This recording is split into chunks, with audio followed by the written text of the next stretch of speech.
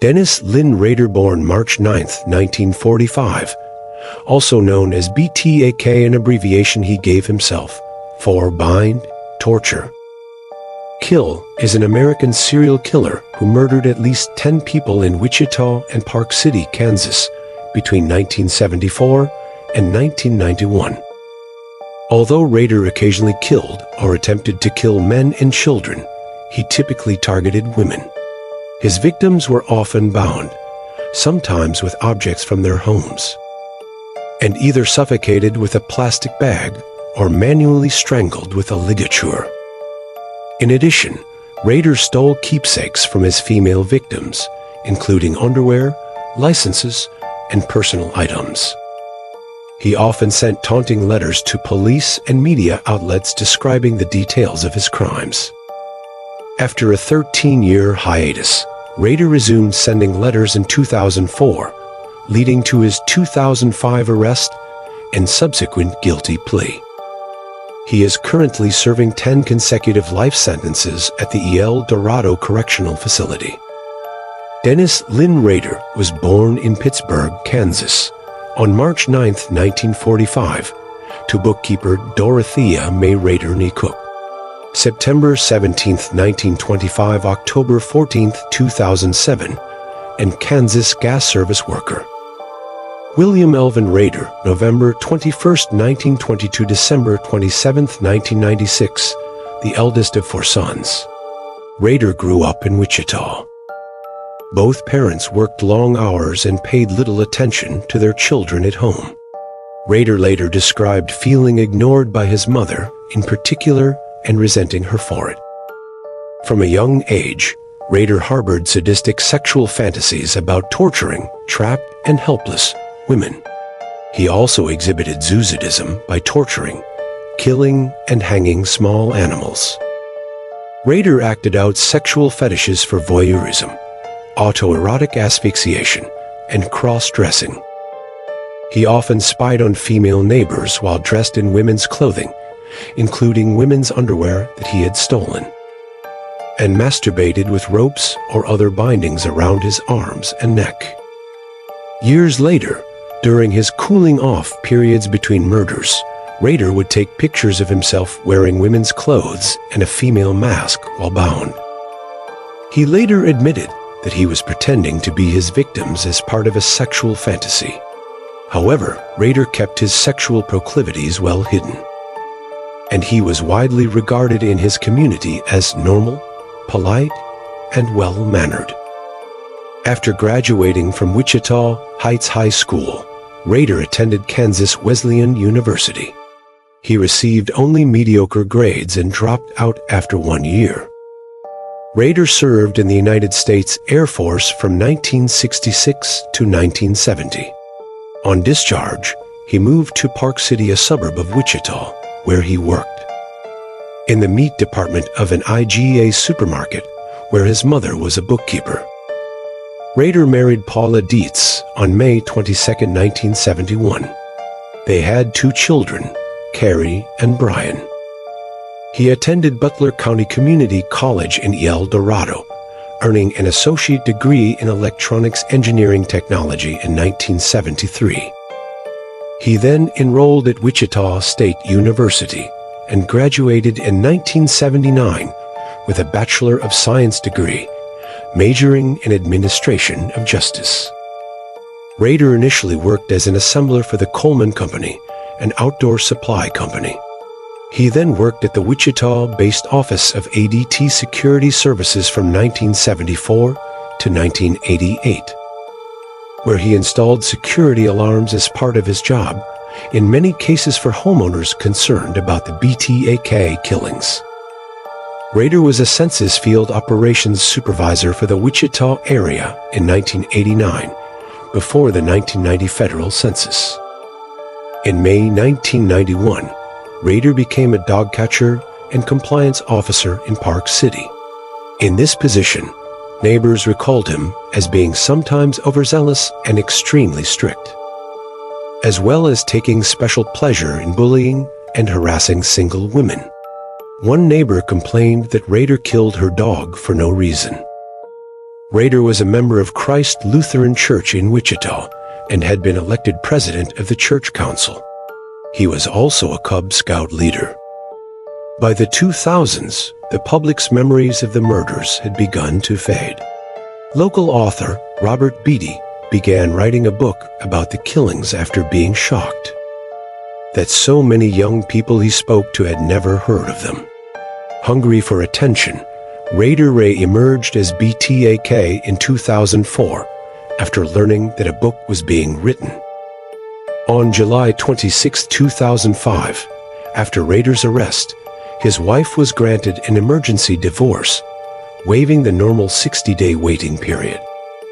In an interview with ABC News in 2019, Rader's daughter Carrie said she still writes to her father and has now forgiven him, but still struggles to reconcile him with the BTK killer, stating her childhood seemed normal and they were a normal American family. Confirmed murders. On January 15, 1974, 4 members of the Otero family were murdered in Wichita, Kansas.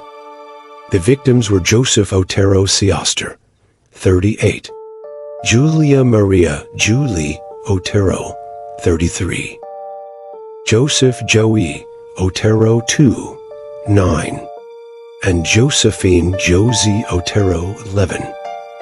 Their bodies were discovered by the family's 3 older children who had been at school at the time of the killings. After his 2005 arrest, Rader confessed to killing the Otero family.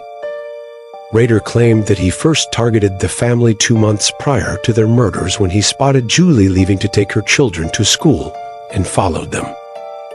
On the morning of January 15th, Rader cut the phone lines and entered the Otero residence when Joey opened the back door for the family dog. Rader told the Otero family that he was a wanted man in California before he ordered them to lie on the living room floor at gunpoint. Then he led the family into a bedroom and tied them with rope he had prepared. Joseph and Joey were on the floor, while Julie and Josie were on the bed. The wrists and feet of Joseph and Julie were restrained. Joseph's head was covered by a plastic bag, which Rader then secured with ropes. But after he chewed a hole in the bag, another bag was tightened over his head, causing Joseph to slowly suffocate to death. Rader attempted to strangle Julie, and according to Rader, Mrs. Otero woke back up. She was pretty upset with what's going on. She asked me to save her son, so I actually had taken the bag off. She screamed, "You killed my boy. You killed my boy." And she actually said, "God have mercy on your soul," is what she said. And I put her down permanently. Rader strangled her to death with rope. With both parents dead, Rader then also placed another plastic bag with 2 t-shirts and an additional bag over it on Joey's head, and watched as he thrashed about while being suffocated. Afterward, Rader led Josie down into the basement where he hanged her with a noose from a pipe. Police later found Rader's semen near her partially clothed body. Rader then eventually wrote a letter that he stashed inside an engineering book in the Wichita Public Library. In October 1974, describing in detail the killing of the Otero family. On April 4, 1974, Rader broke into the Wichita home of 21-year-old Catherine Doreen Bright through her screen door, but was taken aback too. Discover her 19-year-old brother Kevin Bright was also present in the property. He transported Catherine to another bedroom and tied her down after forcing Kevin, who was being held at gunpoint, to restrain his sister with a rope Rader had provided. Rader attempted to strangle Catherine to death before stabbing her 3 times in the back and lower abdomen with a knife when she struggled too much. Kevin was also strangled and shot in the head, but survived by feigning death and later escaping. On March 17, 1977, 25-year-old Shirley Ruth Relford was found dead in her Wichita home. Rader was pursuing Relford and located her by following her 5-year-old son to her home. Relford had not been feeling well and had sent the boy out for soup. Rader entered their residence and pulled a handgun out from under his jacket, frightening the family. After tying up her 3 children and locking them in the bathroom, Rader took Relford to the back bedroom. Rader had Shirley restrained while she vomited before tying her legs to her bedpost. He then strangled her with rope after placing a plastic bag over her head, while her children screamed and banged down the hallway. Similar to the Otero murders, Rader intended to murder Relford's children, although they were ultimately able to escape before he could do so. When Rader noticed 25-year-old Nancy Jo Fox going into her Wichita home, he marked her as a potential victim and began stalking her. On December 8, 1977, Rader knocked at her door. When nobody answered, he cut the phone lines before breaking in to wait for Fox in her kitchen. Fox's murder would be described by Rader as what I call a perfect hit. Although she gave me a lot of verbal static, she cooperated, she didn't fight me. I had complete control of her. That's why it was one of the more enjoyable kills, as I call them. Rader killed Fox by strangling her with his belt on her bed. Before she died, Rader told her that he was responsible for the prior Otero murders. The following day, Rader called police from a phone booth telling them they would find Fox's body at her home. In early 1978, Rader sent another letter to television station, Cake in Wichita, claiming responsibility for the murders of the Oteros, Bright, Vian Relford, and Fox. He suggested many possible names for himself, including BTK. He demanded media attention in this second letter, saying, "How many do I have to kill before I get a name in the paper or some national attention?" A poem was enclosed titled Death to Nancy, a parody of the lyrics to the American folk song O Death. In the letter, he claimed to be driven to kill by Factor X, which he characterized as a supernatural element that also motivated Jack the Ripper, the son of Sam, and the Hillside Stranglers. During this time, Rader also intended to have killed others, such as 63-year-old Anna Williams, who in 1979 escaped death by returning home much later than expected. Rader explained during his confession that he became obsessed with Williams and was absolutely livid when she evaded him. He spent hours waiting at her home, but became impatient and left when she did not return home from visiting friends. Maureen Hedge, aged 53, was found on May 5, 1985, at East 53rd Street North between North Webb Road and North Greenwich Road in Wichita. Rader killed her on April 27th and took her dead body to Christ Lutheran Church, where he was the president of the church council. There, he photographed her body in various bondage positions. Rader had previously stored black plastic sheets and other materials at the church in preparation for the murder, and then later dumped the body in a remote ditch. 2 women Rader stalked in the 1980s and one whom he stalked in the mid-1990s filed restraining orders against him. One of them also changed her address to avoid him. On September 16, 1986, Rader strangled 28-year-old Vicki Lynn Wegerle to death with a nylon stocking at her house in Wichita. Rader entered the residence by pretending to be a telephone repairman. Rader rearranged her clothes post-mortem and took a number of photographs of her nude body. Rader's final victim, 62-year-old Dolores Erline D. Davis, was found dead on February 1, 1991, at West 117th Street North and North Meridian Street in Park City, Kansas. Rader had killed her on January 19th by strangling her with pantyhose. On August 23, 2023, the Associated Press reported that Rader was considered the prime suspect in 2 further killings in Oklahoma and Missouri.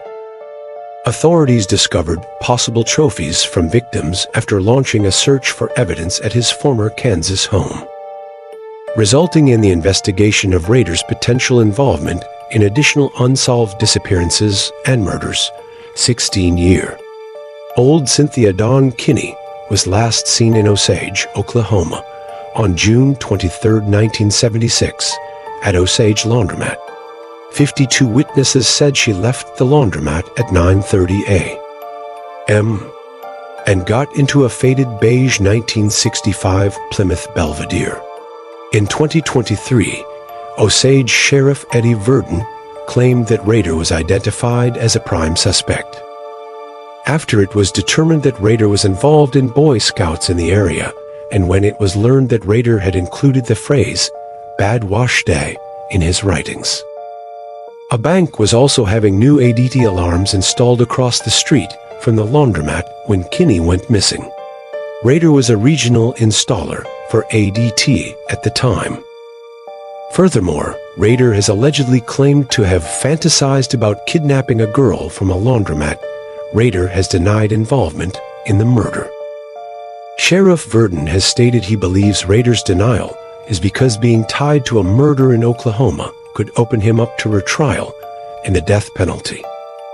22-year-old Shauna Beth Garber, formerly known as Grace Doe, was found murdered in McDonald County, Missouri, on December 2, 1990. 56, an autopsy revealed she had been raped, strangled, and hog-tied with 6 different types of cords about 2 months before her body was found. Garber went missing from Topeka, Kansas, on November 3rd, and her remains were identified in 2021. In 2023, authorities announced that Rader was the prime suspect in Shauna's murder due to photographic evidence found in one of his journals that tied him to the crime scene. Cold case. By 2004, the investigation of the BTK killer was considered a cold case. Then, Rader initiated a series of 11 communications to the local media. This activity led directly to his arrest in February 2005. In March 2004, the Wichita Eagle received a letter from someone using the name Bill Thomas Kilman. The author of the letter claimed that he had murdered Vicki Weggerl on September 16, 1986. And enclosed photographs of the crime scene and a photocopy of her driver's license, which had been stolen at the time of the crime. Before this, it had not been definitively established that Weggerl was killed by BTK. DNA collected from under Weggerl's fingernails provided police with previously unknown evidence. They then began DNA testing hundreds of men in an effort to find the serial killer. Altogether, more than 1,300 DNA samples were taken and later destroyed by court order. In May 2004, television station Cake in Wichita received a letter with chapter headings for the BTK story, fake IDs, and a word puzzle. On June 9th, a package was found taped to a stop sign at the corner of First and Kansas roads in Wichita. It had graphic descriptions of the Otero murders and a sketch labeled, "The Sexual Thrill is My Bill." Also enclosed was a chapter list for a proposed book titled The BTK Story, which mimicked a story written in 1999 by court TV crime writer David Lohr. Chapter 1 was titled, "A Serial Killer is Born." In July, a package dropped into the return slot at a public library contained more bizarre material, including the claim that he was responsible for the death of 19-year-old Jake Allen in Argonia, Kansas earlier that month. This claim was false, and the death was ruled a suicide. After his capture, Rader admitted in his interrogation that he had been planning to kill again, and he had set a date, October 2004, and was stalking his intended victim. In October 2004, a manila envelope was dropped into a UPS box in Wichita. It had many cards with images of terror and bondage of children pasted on them. A poem threatening the life of lead investigator Lieutenant Ken Landwehr, and a false autobiography with many details about Rader's life. These details were later released to the public. In December 2004, Wichita police received another package from the BTK killer. This time, the package was found in Wichita's Murdoch Park. It had the driver's license of Nancy Fox, which was noted as stolen from the crime scene, as well as a doll that was symbolically bound at the hands and feet and had a plastic bag tied over its head. In January 2005, Rader attempted to leave a cereal box in the bed of a pickup truck at a Home Depot in Wichita, but the box was discarded by the truck's owner. It was later retrieved from the trash after Rader asked what had become of it in a later message. Surveillance tape of the parking lot from that date revealed a distant figure driving a black Jeep Cherokee, leaving the box in the pickup.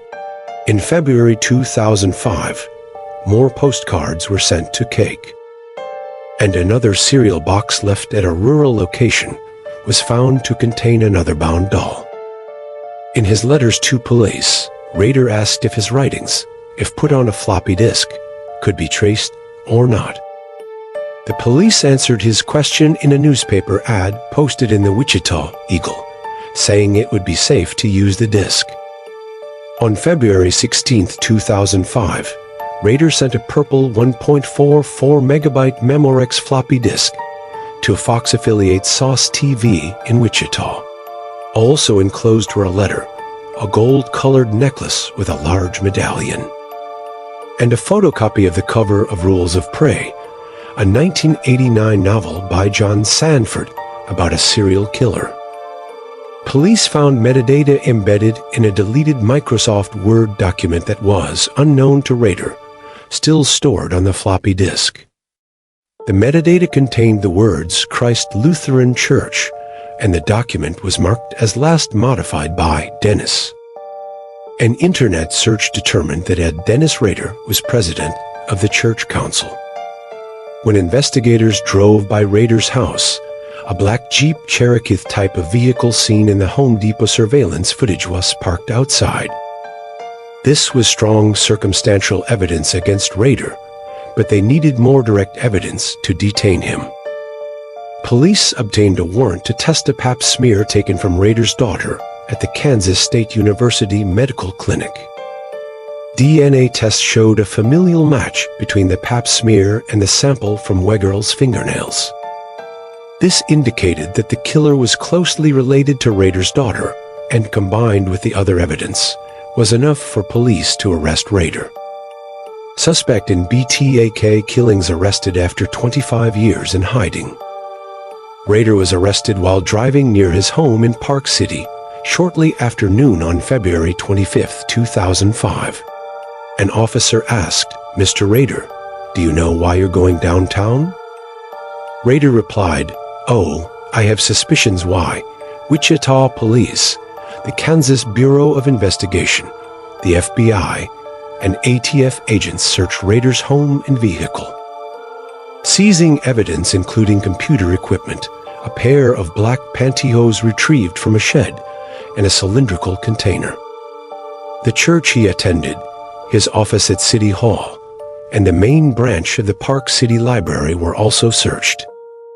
At a press conference the next morning, Wichita Police Chief Norman Williams announced, "The bottom line, BTK is arrested." Legal proceedings.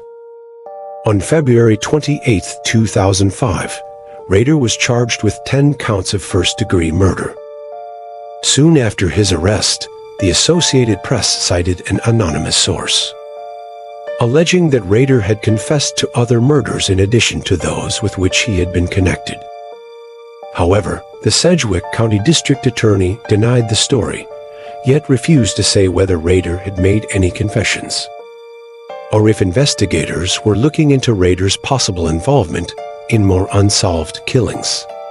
84 on March 5th, news sources claimed to have verified by multiple sources that Rader had confessed to the 10 murders he was charged with, but no other ones.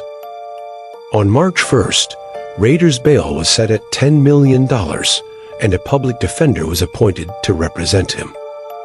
On May 3rd, the judge entered not guilty pleas on Rader's behalf, as Rader did not speak at his arraignment. However, on June 27th, the scheduled trial date, Rader changed his plea to guilty. He described the murders in detail and made no apologies. At Rader's August 18th sentencing, victims' families made statements, after which Rader apologized in a rambling 30-minute monologue that the prosecutor likened to an Academy Awards acceptance speech.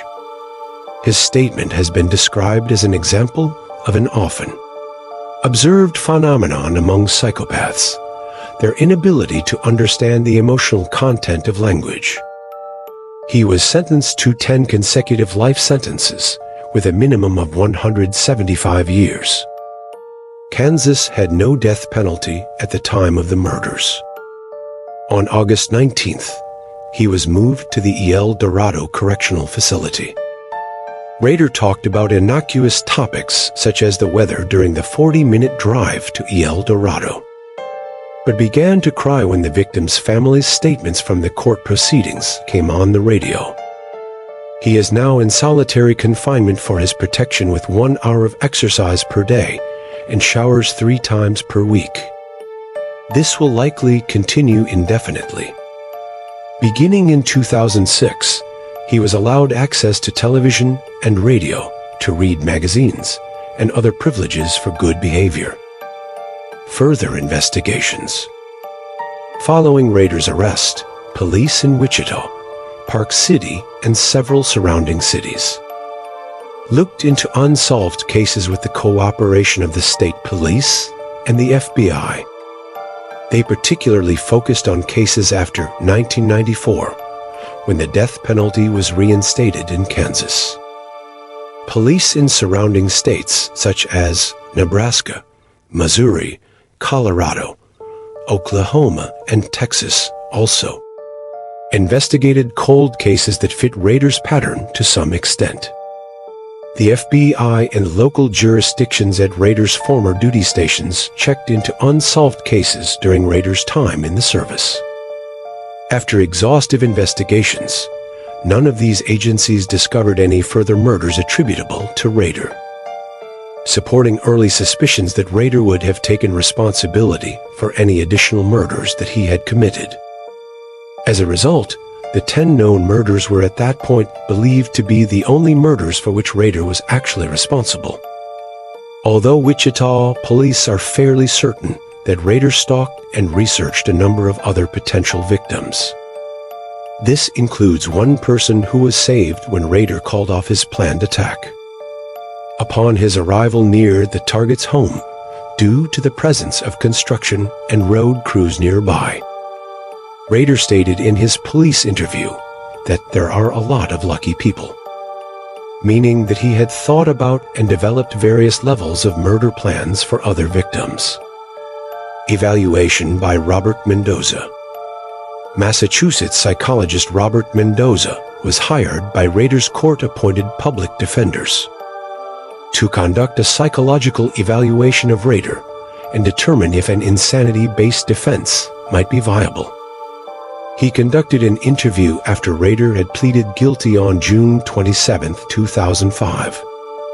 Mendoza diagnosed Rader with narcissistic, obsessive-compulsive, and antisocial personality disorders. He observed that Rader has a grandiose sense of self, a belief that he is special and therefore entitled to special treatment, a pathological need for attention and admiration, a preoccupation with maintaining rigid order and structure, and a complete lack of empathy. The videotape of Mendoza's interview ended up being used on NBC's Dateline. NBC claimed Rader knew the interview might be televised, but this was false according to the Sedgwick County Sheriff's Office. Rader mentioned the interview during his sentencing statement. On October 25, 2005, the Kansas Attorney General filed a petition to sue Mendoza and Talai Waters, co-owners of Cambridge Forensic Consultants, LLC, for breach of contract. claiming that they intended to benefit financially from the use of information obtained through involvement in Rader's defense. On May 10, 2007, Mendoza settled the case for $30,000 with no admission of wrongdoing.